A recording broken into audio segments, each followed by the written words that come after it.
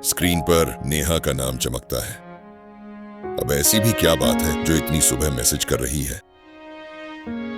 सौरभांकर अपने बिस्तर से उठता है और बाथरूम की तरफ बढ़ता है।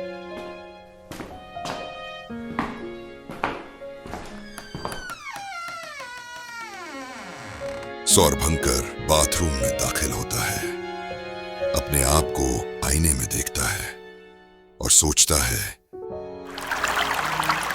जैसे ही सौरभांकर मुंह धोकर अपना चेहरा ऊपर उठाता है, उसकी नजर आईने पर पड़ती है। आईने में एक लड़की की परछाई सौरभांकर को देख रही थी। सौरभांकर बाथरूम से निकलकर कमरे में आता है और नेहा को फोन लगाता है। नेहा सौरभांकर को श्यामानंद की मौत की खबर देती है। सौरभांकर श्यामानंद की मौत की खबर सुनकर सहम जाता है।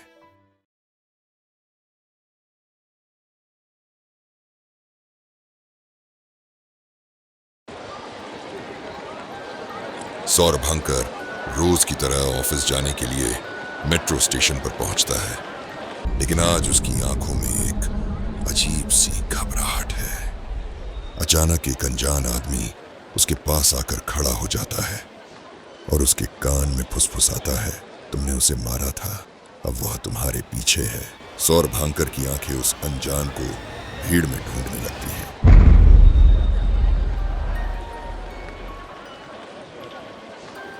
सौरभांकर तेजी से ट्रेन की तरफ जाता है, लेकिन उसकी आंखें अभी भी डरी हुई किसी को ढूंढ रही थी।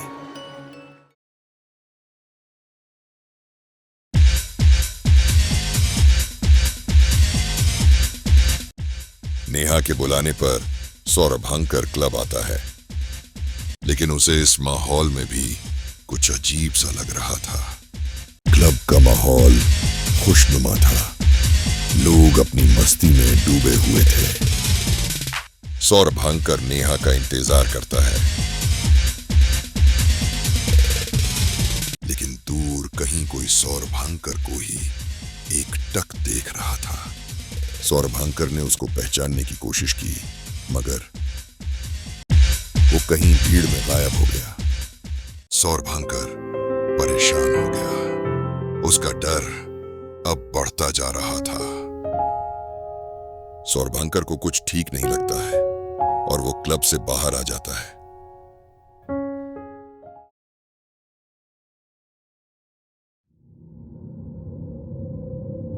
सौरभांकर क्लब से बाहर निकलता है और भारी कदमों से पार्किंग में जाता है। पार्किंग बिल्कुल सुनसान दिख रही है। सौरभांकर अपनी गाड़ी में बैठकर इंजन स्टार्ट करता है। अचानक उसकी नजर दूर दीवार के साथ खड़ी एक लड़की पर पड़ती है। लड़की में उसको आशा का चेहरा नजर आता है और उसकी आंखों में गहरा क्रोध है। देखते ही देखते वो लड़की हवा में उठने लगी है। सौरभांकर की आंखें खुली रह जाती हैं और वो उसको गायब होने तक देखता रहता है।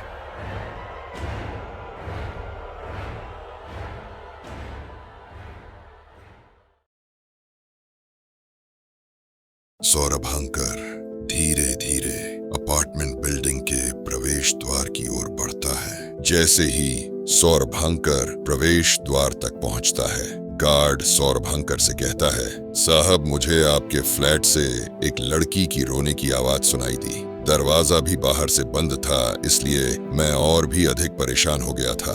सौरभांकर गार्ड को कहता है कि नहीं नहीं, यह कैसे हो सकता है, यह तुम्हारा भ्रम होगा।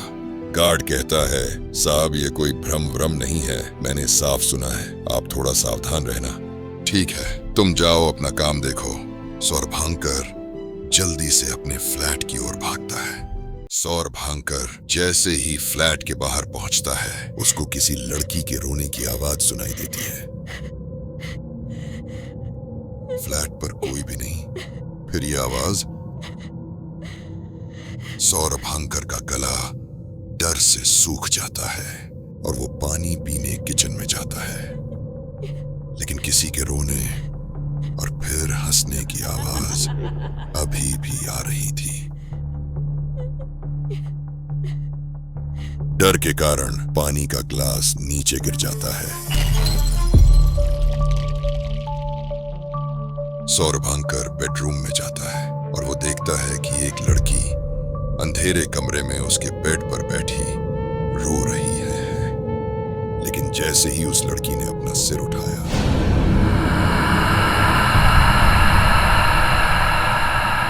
सौरभांकर डर के भागता है और नेहा को फोन लगाता है।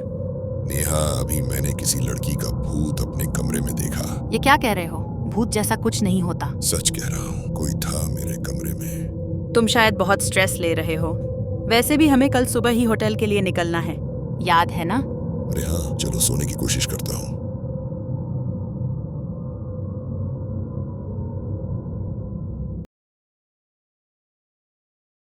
एक रहस्यमयी हवेली जो कभी राजस्थानी शाही ठाठ बाट की गवाह थी, अब एक भव्य होटल में तब्दील हो चुकी है। इसकी विशाल और डरावनी खामोशी में लिपटी हुई दीवारें एक अनकही कहानी बयां करती हैं। जैसे ही सौरभंकर और नेहा होटल के विशाल दरवाजे पर कदम रखते हैं, एक अजीब सी ठंडक और सिहरन उनके रोंगटे खड़े कर देती है।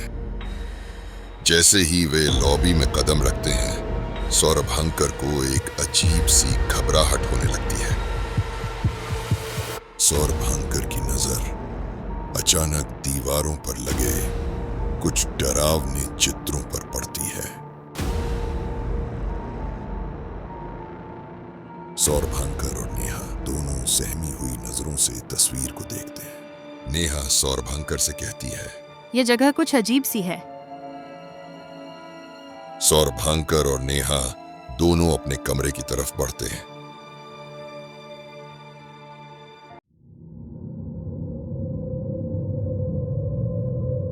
सौरभांकर के कमरे में एक अजीब सा माहौल है। वो ठाकुर अनुजानंद और उनके परिवार की तस्वीर को देखता है। सौरभांकर को महसूस होता है जैसे कोई बाहर गैलरी में चल रहा है। वो बाहर निकलता है, लेकिन उसे कोई नजर नहीं आता। अचानक सौरभांकर को दूर एक आकृति खड़ी हुई दिखाई देती है।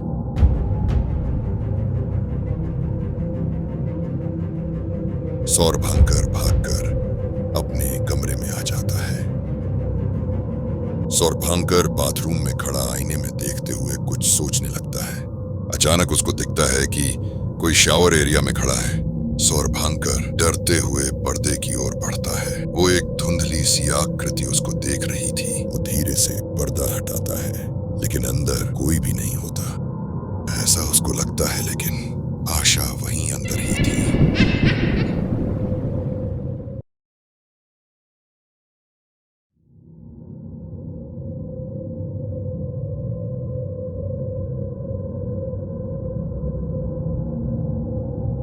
सौरभांकर अपने कमरे की खिड़की पर खड़ा बाहर देख रहा था।